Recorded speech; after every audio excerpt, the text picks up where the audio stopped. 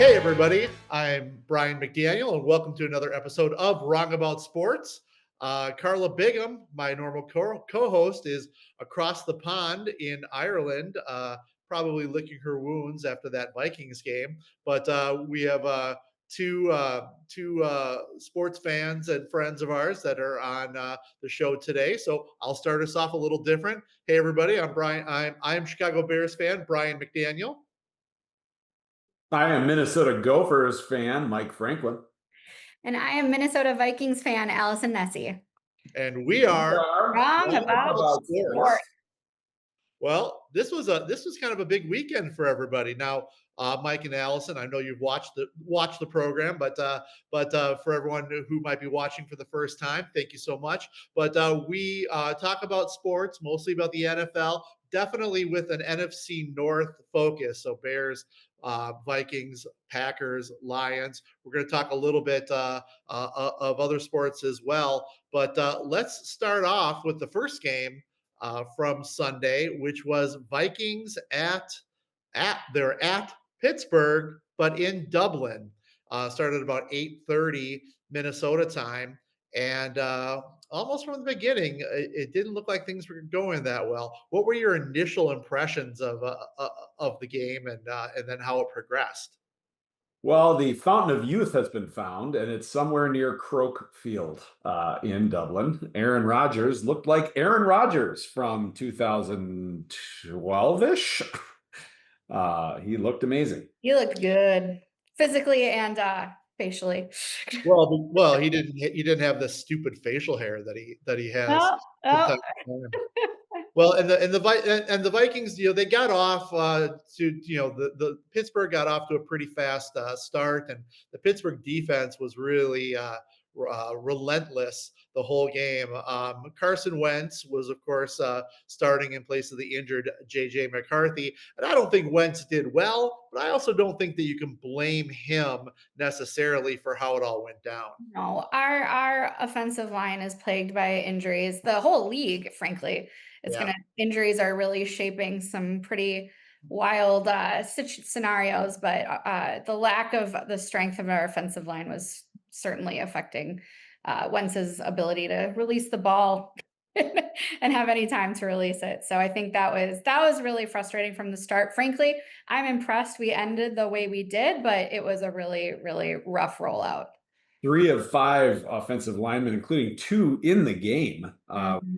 with injuries. Brian O'Neill with I haven't heard an update, but suspected MCL injury, and then Ryan Kelly with another concussion, which has plagued him. And then so that left the only starters that were that are regular starters are Christian Darrisaw and Will Freeze, and they were responsible for some of the penalties that plagued the Vikings as well. So it was, as Alysen said, a rough day for the O-line. And it was okay, though, because the Vikings defense was going up against the 31st out of 32 ranked Pittsburgh running attack and really bottled them up. Well, and the vaunted Steelers running attack that was missing their number one running back. So it was journeyman Kenneth Gainwell, who Kenny was G, as he's Kenny known. G, who was cutting through them like a hot knife through butter. There were some curious coaching decisions that Pittsburgh made, time management wise, and when they decided to go for it on fourth down, that really let the Vikings get back into it. And the Vikings, in the final moments, were in a position where they could have won the game. Ultimately, it was not meant to be. What was the final score? Was it 24-21? 24-21, but the Vikings, I think what you're referring to is Mike Tomlin punted the ball back to the Vikings on fourth and about a half a yard, where, as reference, they'd been running on the Vikings all day. You convert that first down, game's over. Instead, Vikings get a chance. They come down. I didn't realize watching the game live, but apparently the field clock, the play clock, was not present. Yeah. And so which again, nobody gets to make excuses, but Carson Wentz incurred spiked the ball on third down to go to 4th and 12, and then incurred a delay of game penalty, which pushed him back to 4th and 17. And that was just too much for them to convert and overcome in those closing seconds. Yeah, it's kind of interesting. I've never been to a football game, American football game in Europe, but I did go to a baseball game in London, and those stadiums are really not set up for American sports. And I didn't really appreciate it until I was in London for the baseball game. But the announcing crew, Greg Olson and the other dude, they said that they were in the same booth as the coaches who were, talking to the people on the field. Because at one point they said, well, the Vikings should do blah blah blah, and then he goes, oh wait, they can hear us because they were in there with them. Oh my gosh. Well, Yes. PA, who does the radio play-by-play for the Vikings radio network, had posted a picture, and from where he was sitting, he was surrounded by Pittsburgh Steelers fans, and it looked like he was sort of in a seat. I thought he wasn't doing calling, because I was like, oh, he's just at the game. Yeah, That was that was my impression. Yeah, that's absolutely what I thought. yeah. So, and then, just to put a bow on it, I thought that Mike Tomlin's decision to go for it on 4th down on the 2 rather than kick the field goal was curious, because you kick the field goal, you're up by 6, you at least make the Vikings have to score a touchdown rather than, the Vikings could have kicked the field goal, sent it to overtime, which is kind of what happened with those Packers last night. The Packers were playing the Dallas Cowboys, who were not led any longer by Roger Staubach or Troy Aikman. They're pretty much a mess. Their number one player, CeeDee Lamb, as Mike's fantasy team knows, was hurt. And the Packers, they got off to an early lead, gave up a safety on a blocked field goal, and then they just forgot how to play defense. And the final score was 40-40 at the end of overtime, which is the second highest scoring tie in NFL history, which I thought was interesting. But my mother-in-law is a huge Packer fan, and I was watching the game last night with my wife, and every time Dallas would do something, I'd be like, "Call your mom, call your mom. I gotta know how much is she freaking out." And evidently, she was freaking out. As Just someone who went to undergrad college in Wisconsin, there's nothing. I almost relish a Packers loss more than a Vikings win, because it. But in a tie, does everybody win or does everybody lose? That's I my. think I think that Dallas won and Packers lost. I was going to say, yeah, that when That's you fair. expected to sort of curb stomp a weakened opponent, and you wind up with a tie, and for that matter, as Brian points out, making them, Packers going into, well, this week really, because they did lose last week, but it was a sort of Yep. defensive struggle versus Cleveland. They looked like they might be the best defense in the Yeah. NFL, and they gave Dallas without CeeDee Lamb 40 points. That's just incredible.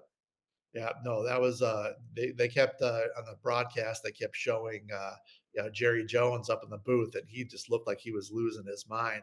Ultimately, he's probably happy, not as good as winning, but that his team actually showed some fight. I'm just glad that Romeo Dubs' mind was safe inside that gigantic helmet. He looks like Mushroom from Mario Brothers. Yeah, I mean, So I get why they wear it, and we don't want everyone walking around with the CTE, but you'd almost think that the finest engineers that NASA has to offer might find something that maybe doesn't look quite as stupid They as that gotta does. make it look cooler. They got it. They have to figure it What do you, out, or, what or do you else make think? everybody wear it, and we'll just get used to it. What do you think Mike McCarthy was doing last night? having chips. Chips. Oh Well, yeah, no, stupid that as was it looked, it was 3 touchdowns worth of daily fantasy glory for yours truly. And shout out to my buddy Joe Garvin, who about a half an hour before the game suggested I sub in Romeo Dubs to my DFS lineup, and that was a brilliant move. Well, I think Mr. Dubs is going to get me kicked out of our guillotine league because I had Malik Neighbors and Jalen Warren and just didn't get to replace those points. How But, did AJ Brown do? AJ Brown, the Philadelphia Eagles won a football game when they completed 0 passes in the second half. 0, none. Not to a wide receiver, not to a running back, not to a tight end. 0. I don't even know how that's possible, and it screwed me in more than one fantasy game for sure. Jalen Hurts' passing line, 130 yards and 2 scores, all in the first half, as Brian points out. That is unbelievable. Well, and his 2 passing touchdowns were both like underhand tosses to Dallas Goddard. So and just getting back to put a bow on the Packer game. So the Packers lost last week. They lost to the Cleveland Browns, who looked very pedestrian against NFC North. Friend, the Detroit Lions, who won that game handily, and the Dallas Cowboys. They lost last week as well. And I think they lost to yours truly's vaunted Chicago Bears, and it wasn't close. It was 31-14 last week, and Dallas looked like the defense couldn't stop anybody. The offense couldn't score. And while I don't think that their defense was stopping Green Bay very much, the offense without CeeDee Lamb looked to be humming along just fine. There were a lot of crazy upsets this week with 49ers. I had the Chargers in one of my survivor leagues. They lost to the Giants. I thought that was going to be an easy Oh yeah, no, I picked walk, them in but my survivors too. yeah. So it was a rough week. It was.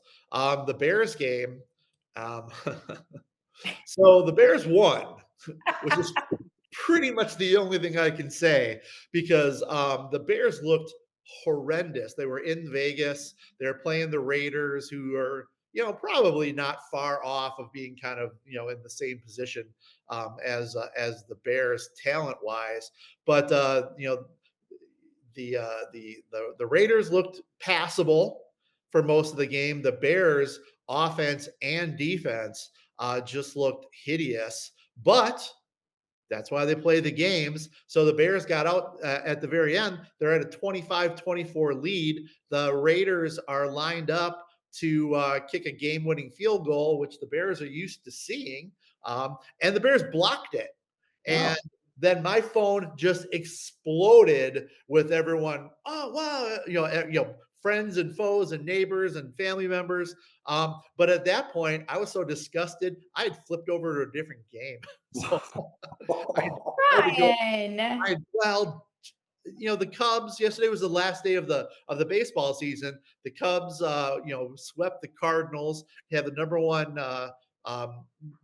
seed in the wild card. I'm actually going to go to the Cubs playoff game on Wednesday, and I was just in a good mood, and I didn't want the Bears to ruin that, which they kind of did anyway. But I guess if you're gonna, if it's between winning and losing, winning is better. And there is a clip of Coach Ben Johnson's post-game speech to the Bears, which I did watch, and it gave you goosebumps. It was kind of just kind of as disgusting as I think they played. It was kind of fun watching them support each other, get all rah rah, and it makes me really confident that they made the right choice getting rid of Coach Eberflus for Coach Johnson, because he's at least trying to run a tight ship there. But yeah, so the NFC North, it was a mixed bag. Lions and Bears won. Got a loss from the Vikings and a tie for the Packers. So I mean, I still think that the Packers and Lions are probably the class of the division, and then followed by the Vikings, who have some quarterback questions that they're going to have to decide. In fact, why don't I do this? Do you guys think in a couple of weeks, when JJ McCarthy is in theory healthy, are they going to reinstall him as the starter, or is Wentz showing enough to kind of be that steady veteran presence that seemed to be lacking the first 2 games? What do you guys think about that? Mike. Alysen, you got to take. Okay. I was going to All right. say, I mean, both of us want to punt on this. yeah, I mean, there's a reason Wentz, has been the the Goldilocks hot potato of teams. Yes, he doesn't have a strong offensive line right now, but I'm gonna piss off all of North Dakota by saying I do not think that he is the franchise starter quarterback. I also think JJ needs experience and time, and that's gonna be a little rough, but I don't think Wentz is our guy. I think JJ is, and I think he needs some time to develop. Yeah, basically same analysis. You got to see what you got in the first round draft pick. And, I think the offensive line is going to be the big question mark. It looks to me for the rest of the season. The schedule coming up is unbelievably difficult. It's a rough go for us. You got the Browns next week in London, which is one of the better defenses you're going to see all year. You got the Eagles coming to Minneapolis the week after, or actually after the bye. So you would presume that that's when JJ will be back under center on October 19th. But then you play the Chargers, the Lions, the Ravens, and then you get the Bears again. That's a tough. That you know what, that I didn't appreciate how brutal that is. They might have to think. I suspect that offensive line is going to get Carson Wentz killed. So he's probably not going to be around for the whole season, whether they want him to or not. But for development purposes, JJ, I agree with Alysen 100%. JJ McCarthy needs time behind center, but they might not have a center. And is he going to be able to even develop the skills he needs if he's running for his life? They got to get some of those Romeo Dubs helmets on those offensive line guys. It might not be a bad idea. So I did go to the Vikings game last week, and I was sitting very across the aisle from the entire Wentz family, which was very visible because they are all redheads of various shapes and sizes. And his wife had a big Wentz hat, but his brother was wearing full Philadelphia Eagles Super Bowl gear. I was it's a little raw still for those of us, live through that. It is. And I was like, okay, I want to endear myself to them, but they're, making it a little hard.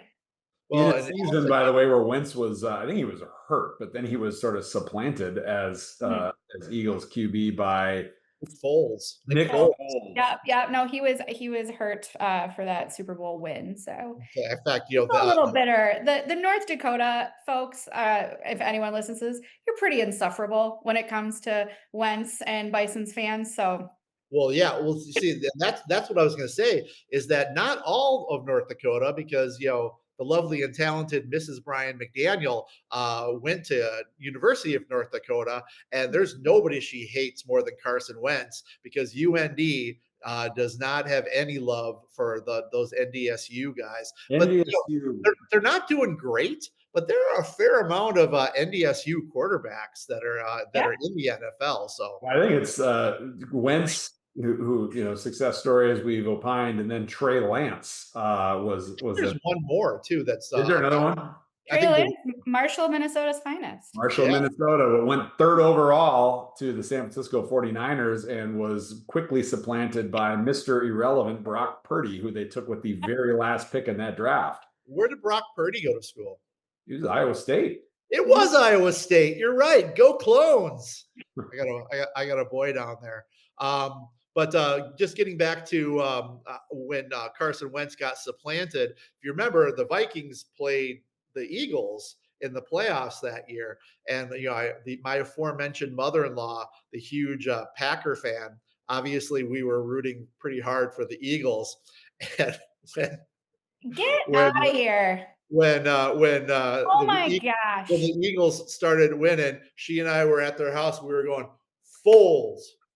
Do you know how cool it would have been for the Vikings to be in the Super Bowl in Minneapolis? That was the year of that US Bank Stadium and negative 18 degrees. But I would have pushed each and every one of you down a flight of stairs because I could not have taken that. It since has happened at least once, but it would have been the first time that a team had true home field advantage in the Super Bowl. I know it happened during COVID, I think, with Tampa Bay. I feel like another time perhaps, but yeah, that was tough. And it was the line I'll never forget from that game, or at least the outcome was, what time was that game over? And it was like, we know what time is that game over? It was over at 6:22. It was like, well, took longer than that. No, it was 38-7. It was ugly. It was ugly. People don't forget. So we're going to branch out a little bit and do a little Gopher talk. Mike, you are our resident Gopher football expert. You got seats right on the rail Yep. at Huntington Bank Stadium, one which you have been kind enough to let me partake with you many times, including a couple years ago when we defeated Penn State. First time I ever got to run onto the field, which was awesome. But it's a bigger jump from Yeah, that yeah, yeah. It's not for the down to the field, and I was considerably heavier then, and I was kind of hoping you were going to catch me, but you caught your wife, which was rude. And I was just saying, you know what, I might need my own ACL repaired or get the Tommy John or something afterwards, but by God, I made it over that wall onto that field, and it was a great time. But the Gophers had a big win this weekend against Rutgers. I They watched it did. on TV. It's fun to watch this kind of with all the problems with college football and all of the crazy divisions, and Big Ten's got 18 schools in it and whatnot now, or we've got more than that, I think, actually. But these new rivalries, and this Rutgers game has turned into kind of a mini rivalry with the Minnesota Gophers, and they beat us last year in where is it, in New Jersey? Where is New it? Jersey. Well, I know it's in New Jersey, but the city's escaping me. But Oh, yeah, it's not somewhere in New Jersey, rural New Jersey. And Grover's Mill. what's that? Grover's Mill. Grover's Mill, New Jersey, finest. And so the Rutgers come into Huntington Bank Stadium on a bit of a heater with one of the best quarterbacks, statistically the best quarterback in the Big Ten, Ethan Kaliakmanis, whose name you may recall from his years with Minnesota, as well as the offensive and defensive coordinators of the Rutgers Scarlet Knights were former Minnesota offensive and defensive coordinators, respectively. And so these are two teams that know each other very well, and it was a game worthy of the mini rivalry that it portended. 31-28 was the final, and it was closer than that because in the very last defensive sequence, Minnesota took advantage of a Ethan-led play and pushed them back. They lost 15 yards on the second to last play of the game, which booted them right out of field goal range. So that game very well could have gone to overtime just 30 seconds prior. But it was very fun. And actually, I think one of the stories of the game, it's two that come to mind, are the Gophers' redshirt freshman quarterback, Drake Lindsay, looks to be absolutely legitimate. Like, he looks like he is going to be an awesome quarterback. And as a redshirt freshman, it's going to be fun to watch him develop over, maybe not the next game at Ohio State, but for the rest of the season and into the future. And then it's just that little schadenfreude that sports fans have, when Ethan got out on this 14-0 very hot start. He was just doing whatever he wanted to the Gophers defense, and he was running in after a touchdown and put his hand to his ear to the student section.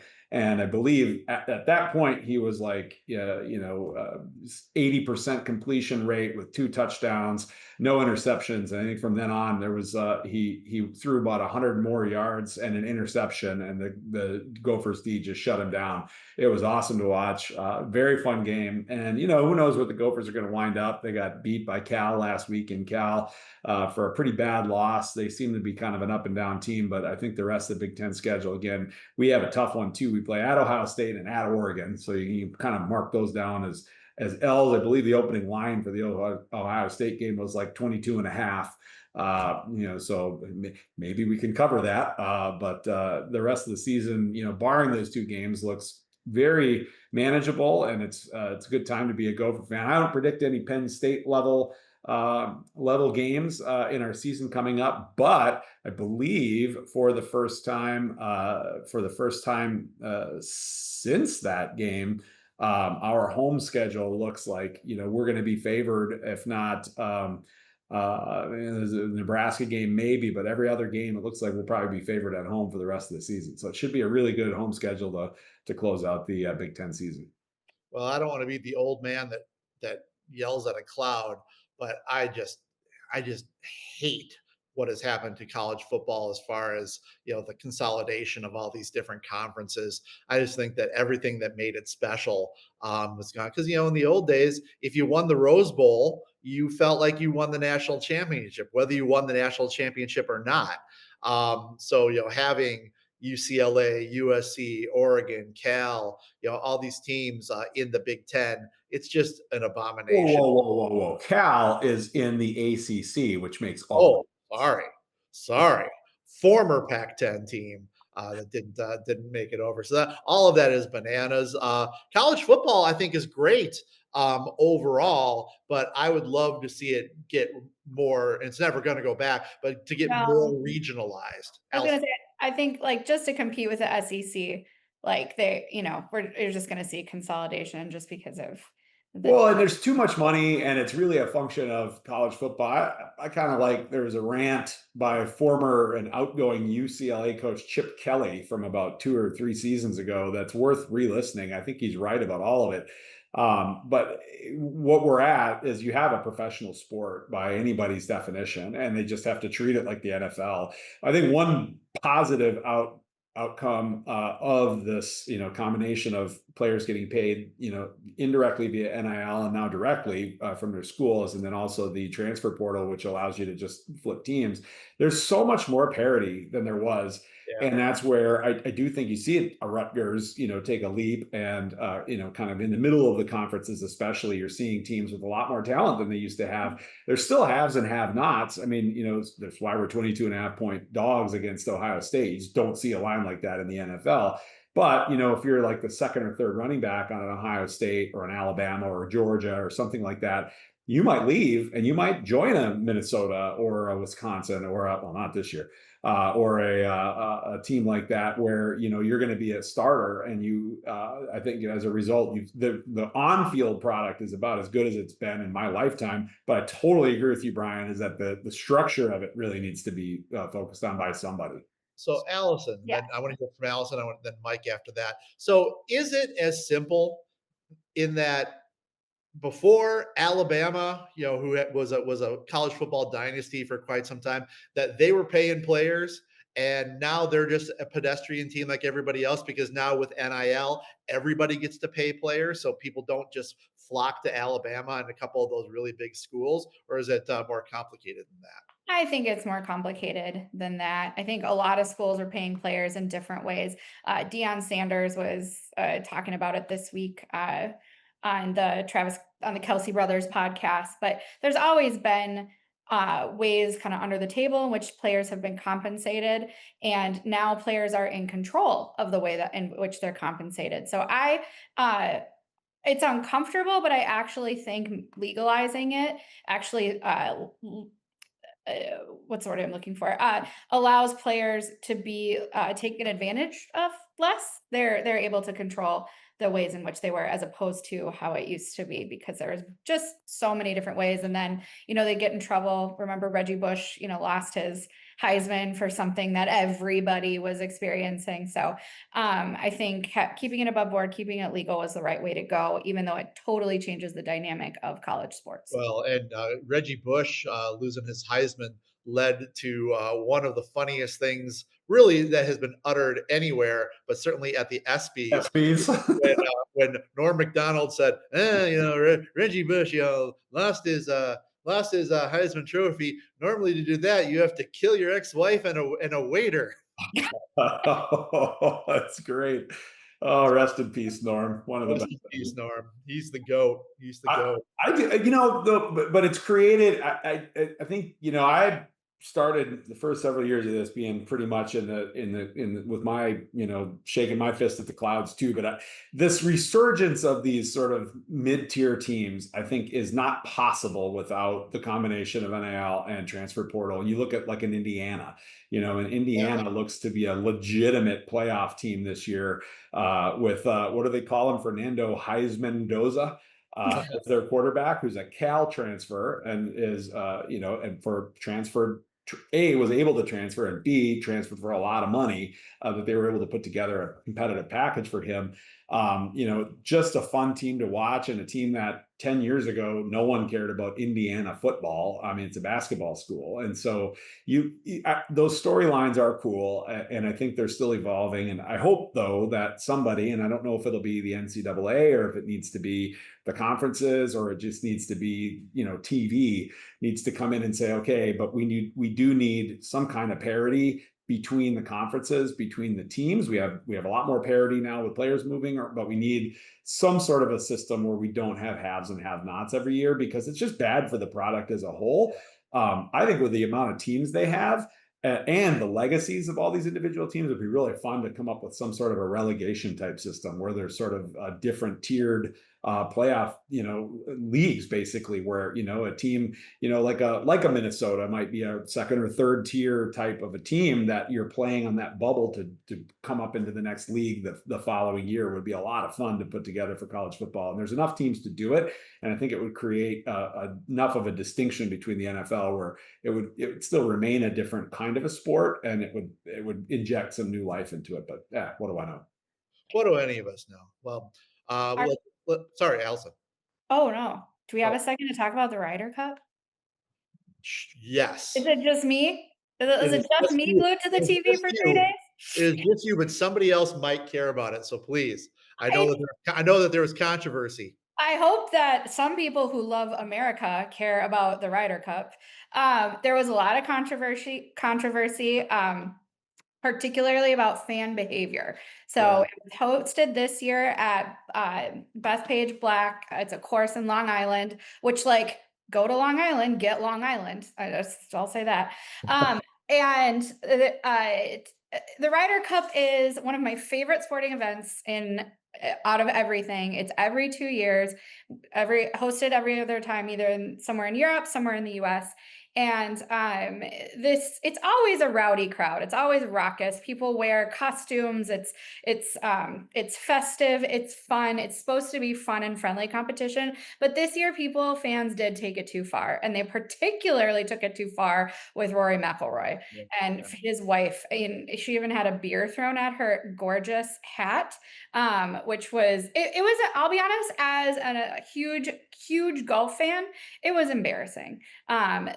The chants are fun, but the F you Rory, like, constantly. But Rory, being the nice North Irishman he is, got turned around and told people to shut the F up. So typical Ryder Cup etiquette is being raucous, being loud, being rowdy. But when the player's head is over the ball, when they're about to take their shot, silence. But that didn't happen this year. They were being loud during that. And that is like golf etiquette 101. Absolutely not. So it was a little embarrassing. Team USA played terribly for the first 2 days.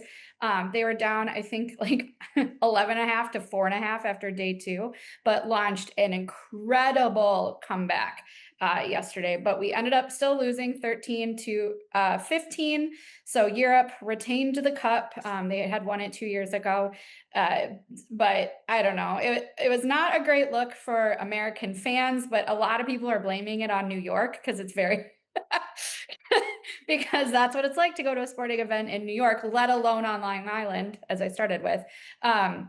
But I look forward to hopefully redeeming ourselves in the 4 years when it is supposed to be at Hazeltine out in Chaska.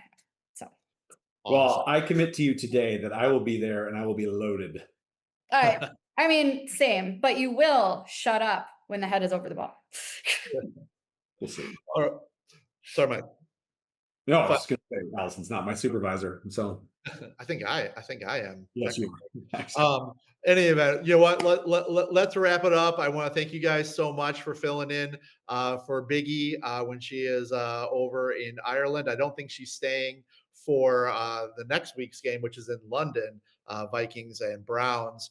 But so we will welcome her back soon, and we will welcome both of you back very soon to talk about what's next in both professional and collegiate sports. So with that, I am a happy Cubs and Bears fan, Brian McDaniel. I am betting the line for the rest of the home series, Mike Franklin. I am eternally disappointed Minnesota sports fan, Alysen Nesse. And we are Wrong About Sports. Have a good week, everybody.